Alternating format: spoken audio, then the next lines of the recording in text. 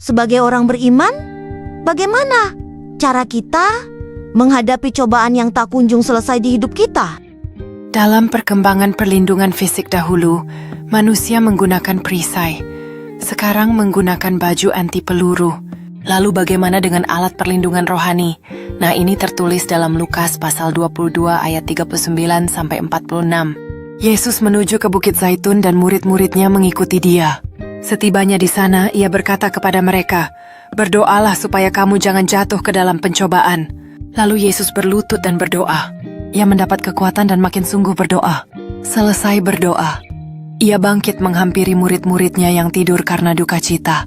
Yesus berkata, "Bangunlah dan berdoalah supaya kamu jangan jatuh ke dalam pencobaan." Yesus merasakan sesuatu yang menakutkan dan menyakitkan yang digambarkan dengan cawan.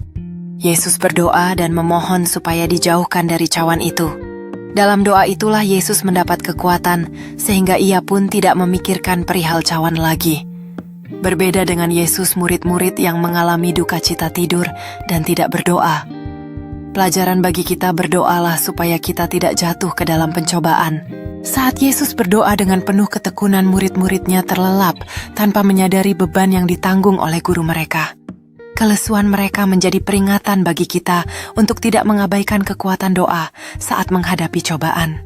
Dengan cawan yang kini ada di tangannya, Yesus menghadapi saat-saat sulit ini dengan keberanian menunjukkan bahwa meskipun berat, ada kekuatan dalam penyerahan diri kepada kehendak Tuhan. Dalam perjalanan ini, kita belajar bahwa doa dapat membangkitkan keberanian dalam menghadapi tantangan yang tampaknya tidak mungkin.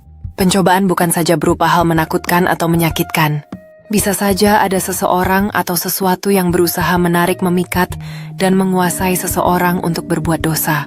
Wujudnya berupa godaan untuk berbuat dosa. Sesudah kita mengikuti godaan itu, barulah kita menyadari telah berbuat dosa. Banyak orang Kristen menjauh dari Tuhan pada saat menghadapi pencobaan. Akibatnya mereka menjadi tidak berdaya, terbuai ke dalam pencobaan, sehingga jatuh ke dalam dosa. Ada yang merasa kuat namun pada akhirnya jatuh ke dalam dosa juga. Yesus mengajarkan supaya kita mendekat kepada Tuhan saat kita menghadapi pencobaan.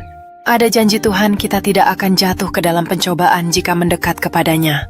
Bagaimana kita bisa mendekat kepada Tuhan berdoa? Hal ini Yesus katakan di awal dan di akhir bacaan kita 2 kali ini menandakan sesuatu yang sangat penting. Jadi marilah kita berdoa senantiasa. Amin. Kami abdi surga.